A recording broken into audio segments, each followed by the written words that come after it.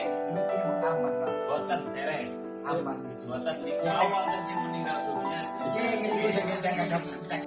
Penggalan video yang diunggah oleh akun Instagram IG @polresta_Sidoarjo menunjukkan bagaimana upaya petugas gabungan dari Basarnas dan kepolisian berusaha membujuk seorang kakek yang pilih bertahan di rumahnya. Dalam video berdurasi 55 detik yang dilihat tribunjatim.com, tampak seorang kakek tampak bersikukuh untuk tetap bertahan di rumahnya, seraya menganggap situasi erupsi telah aman. Kemudian, sejumlah petugas gabungan dari Basarnas dan anggota kepolisian yang diketahui dari anggota Ditsamapta Polda Jatim dan Polres Lumajang berusaha membujuk agar kakek itu mau diajak ke tempat pengungsian.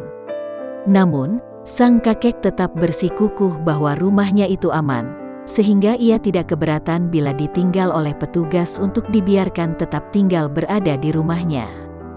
Kendati demikian, petugas pun tetap berusaha meyakinkan sang kakek bahwa situasi di kediamannya itu terbilang rawan dari dampak erupsi.